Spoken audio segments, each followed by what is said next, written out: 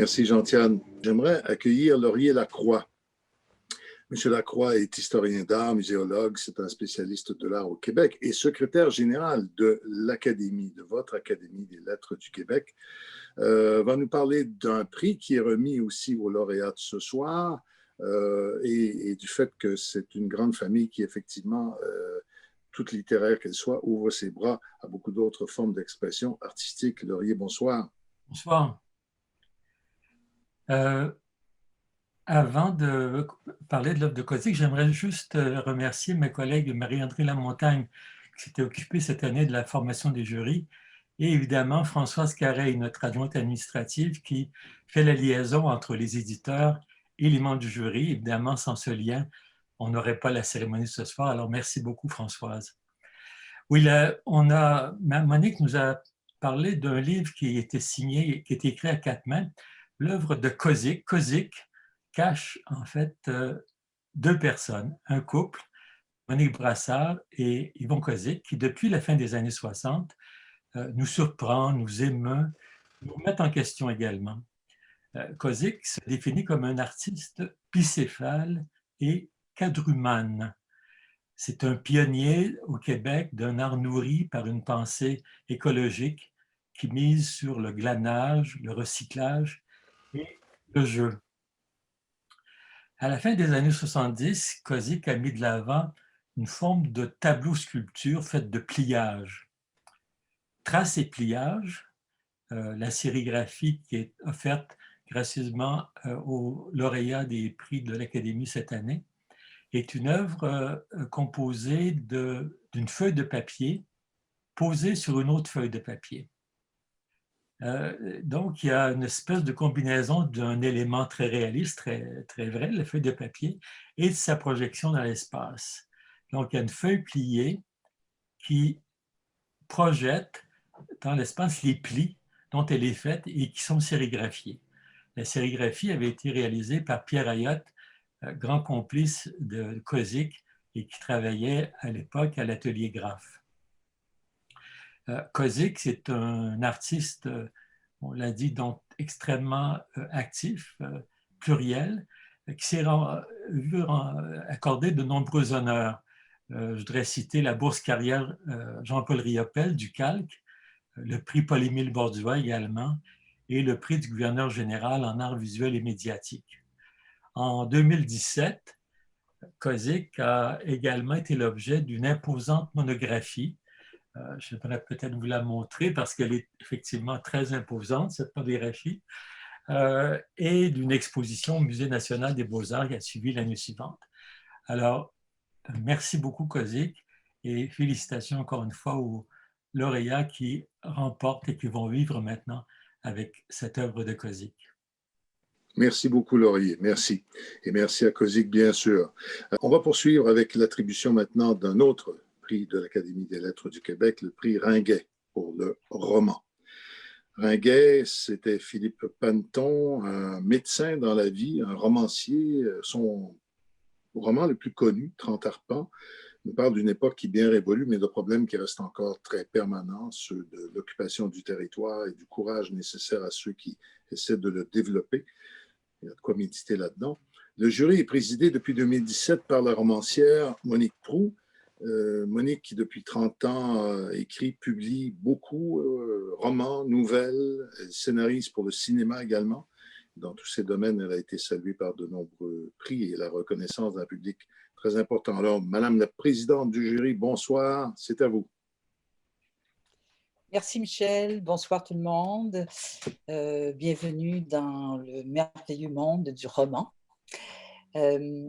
Je veux rappeler d'abord qu'il y a quelques années, on disait le roman, celui qui ose l'imaginaire et la fiction, on le disait agonisant. On disait que c'était un genre qui était vraiment, qui avait vécu suffisamment et qui était sur le point de disparaître peut-être. Il y avait même des colloques qui avaient ce thème-là. J'ai même été invitée et j'avais décliné l'invitation. Il y avait même à la radio où il y avait une chronique à l'émission de Marie-Louise Arsenault sur la mort du roman. Alors, je tiens à dire que le roman n'a jamais été aussi vivant depuis ces quelques années que je me collecte avec toutes les dernières œuvres, les œuvres québécoises, les romans québécois. Il y a une explosion comme il n'y en a pas eu depuis longtemps. Je dirais que nous vivons une sorte d'âge d'or dans le roman. Il y a chaque année une génération de nouvelles voix qui émergent et qui ont des voix fortes, percutantes.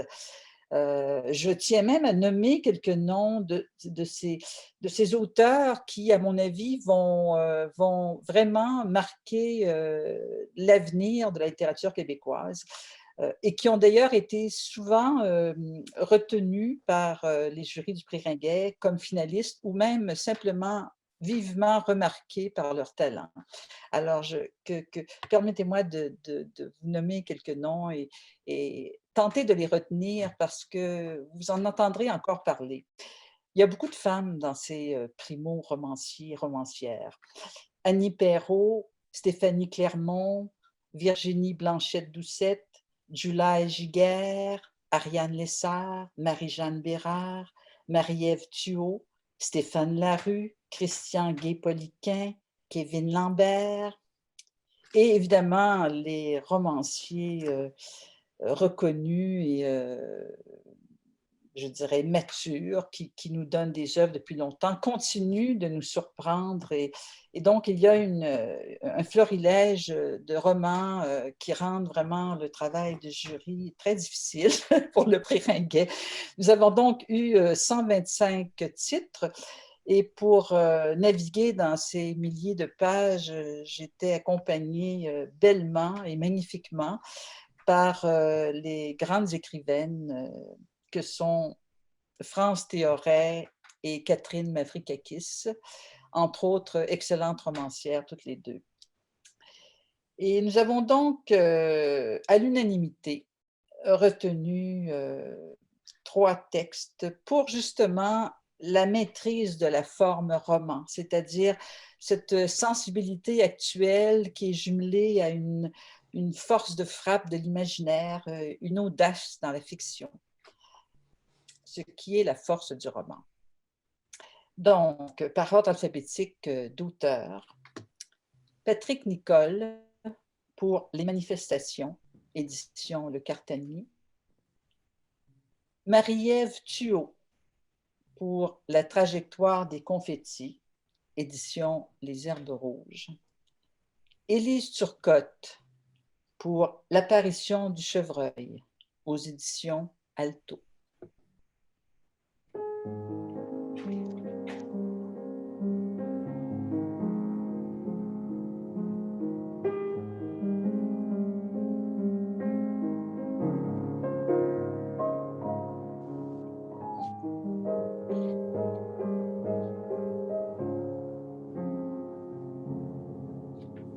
Alors, Madame la Présidente Monique Proulx, on a vu les titres, on a entendu les noms des auteurs. Maintenant, je veux savoir pourquoi vous les avez retenus. On vous écoute avec ces éloges.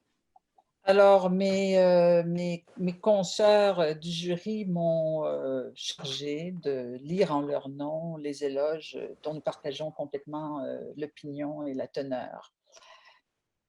Donc, d'abord, Les Manifestations de Patrick Nicole, aux éditions Le Cartanier. Un texte de Catherine Mavrikakis. Comment faire quelque chose de grand avec nos vies minuscules? De quelle façon se manifeste dans nos quotidiens sans envergure un appel vers une transcendance, un sens moins immédiat à l'existence? Et cet appel parfois intermittent, souvent bien faible dans ses manifestations, sommes-nous capables de l'entendre? Ce sont là les questions auxquelles le roman de Patrick Nicole s'attache avec une ampleur et une hauteur de vue tout à fait singulière. Victor Hugo, André Breton, Marcel Duchamp, Robert Desnos y côtoient Paul, Sarah, Madame Desrosiers et Madame Allard. Les histoires croisées entre les grands artistes de ce monde et les gens ordinaires d'un Sherbrooke contemporain creuse un fossé à la fois incommensurable et ridicule entre la valeur des vies. Où réside l'espoir quand on a du mal à voir dans son parcours la présence d'un sens supérieur? C'est par une œuvre qui sort elle-même de l'ordinaire et qui fuit les sentiers battus de la littérature contemporaine que Patrick Nicole nous invite à prendre la mesure de nos impossibilités.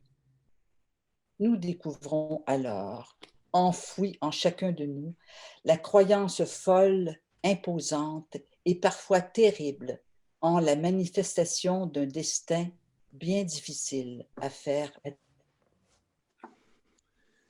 Voilà pour l'éloge à Patrick Nicole. Ensuite, attendez un peu, où est-ce que j'en suis, moi, dans mes présentations? Mais moi, C'est encore à vous. Ben oui, tout à fait. Oui, c'est encore à vous. Donc, je parle en mon propre nom cette fois-ci, puisque c'est moi qui ai écrit ce texte sur la trajectoire des confettis de Marie-Ève Thuot, premier roman, aux herbes rouges. Fresque ou roman choral, ce premier opus d'une jeune écrivaine ratisse large dans la jubilation et la liberté sexuelle. Pendant plus de 600 pages, les destins amoureux de jeunes gens qui deviendront parfois éventuellement vieux nous tiennent en haleine avec leur chassé-croisé de désirs et de tabous vaincus. L'auteur joue brillamment avec le temps et les morcellements du récit, nous livrant une architecture qui ne s'encombre pas de linéarité sans se perdre pour autant. Nous sommes dans une fiction intelligente qui s'enrichit à l'occasion de références parfois pointues, parfois drôlatiques, et dont les personnages sont tous singuliers, les femmes se démarquant en particulier par une force et une indépendance d'esprit peu communes. Bref, une œuvre ambitieuse qui enjambe les siècles et les destins sans perdre de vue cette vision souriante qui pourrait bien en être le fil conducteur.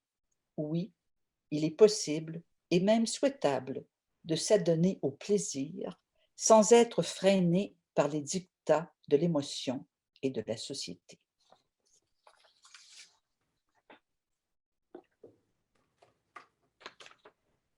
Et finalement, dans un texte de France Théoret, l'apparition du chevreuil d'Élise Turcotte aux éditions Alto. L'apparition du chevreuil est une œuvre d'une grande richesse qui défend la littérature et la parole libre, la parole comme geste de résistance aux abus et aux violences. L'écrivaine porte au premier plan l'idée de la responsabilité envers la littérature et envers la société.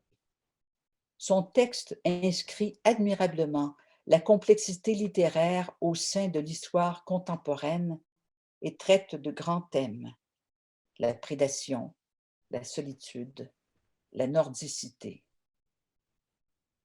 Le récit est présenté comme un conte dans lequel palpite l'angoisse d'être une proie. L'héroïne, qui est aussi une écrivaine, a fui les menaces masculinistes proférées sur les réseaux sociaux et un climat familial toxique et se cache au fond des bois.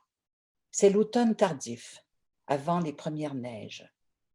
La solitude de la forêt fait éclater l'imagination débordante de l'héroïne, la rend sensible au lourd silence, au craquement, aux présences anticipées, crée un monde habité par l'effroi. À chaque page correspond une forte émotion qui varie les angles de la narration. Ces mots-là, « tu n'aimes pas les hommes », continuent de la poursuivre, tandis qu'elle est soutenue par l'écriture de ses carnets. La neige finit par tomber, une neige fine rendant les traces visibles. La vraie tempête va suivre, le corps à corps enfin réel avec l'ennemi. Et avec l'avancée de l'hiver, le chevreuil, qui sait, se laissera peut-être finalement approcher. Élise Turcotte fait la preuve, par l'art et par l'esthétique, que la parole sait déjouer les idéologies mortifères. Le jury souligne la fluidité et la grâce de son écriture et la qualité de pensée de ce roman qui se déploie sur différents niveaux de lecture, tous aussi passionnants les uns que les autres. Voilà ce qu'écrivait France Théoret au sujet du roman d'Élise Turcotte. Merci, Monique. Alors, pendant que je vous laisse en attente du résultat, clamardons à l'écoute de ces éloges, pardon. Qu'est-ce que vous avez trouvé de... Qu'est-ce qui a piqué votre curiosité? Tiens, ce sont trois propositions de toute évidence très différentes. Alors, qu'est-ce qui vous intrigue là-dedans?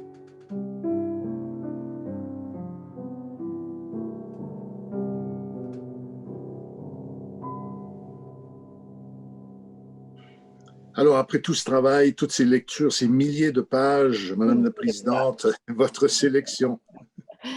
Alors, nous avons donc choisi à l'unanimité Élise Turcotte pour l'apparition du chevreuil aux éditions Alto. Et maintenant, c'est à toi, Élise, de faire ton apparition. Alors, avant tout, je voulais féliciter vraiment Marie-Ève Thuot et Patrick Nicole. Bravo à vous deux, je vous ai lu avec grand plaisir.